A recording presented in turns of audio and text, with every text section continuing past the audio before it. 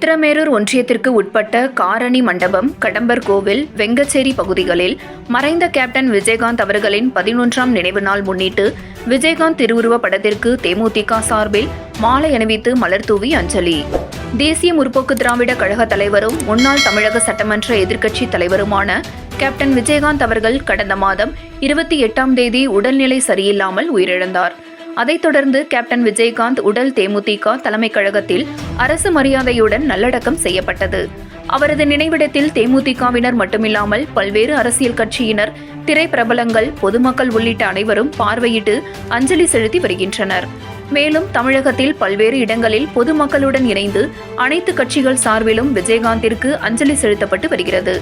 அந்த வகையில் காஞ்சிபுரம் மாவட்டம் உத்திரமேரூர் ஒன்றியத்திற்கு உட்பட்ட காரணி மண்டபம், கடம்பர் கோவில், வெங்கச்சேரி உள்ளிட்ட பகுதிகளில் கேப்டன் விஜயகாந்த் அவர்களின் 11ஆம் நினைவு நாளையொட்டி தேமுதிக உத்திரமேரூர் ஒன்றிய கழக செயலாளர் அழிச்சூர் கன்னியப்பன் தலைமையில், உத்திரமேரூர் ஒன்றிய கழக துணைச் செயலாளர் கே. சங்கர் ஆகியோர் ஏற்பாட்டில் கேப்டன் விஜயகாந்த் அவர்களுக்கு நினைவஞ்சலி செலுத்தும் நிகழ்ச்சி நடைபெற்றது.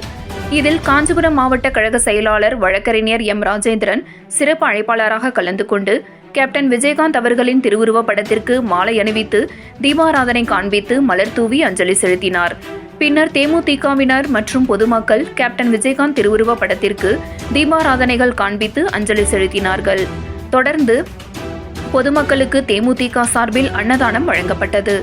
இதில் தேமுதிக நிர்வாகிகள் மற்றும் கிராம பொதுமக்கள் திரளாக கலந்து கொண்டனர்.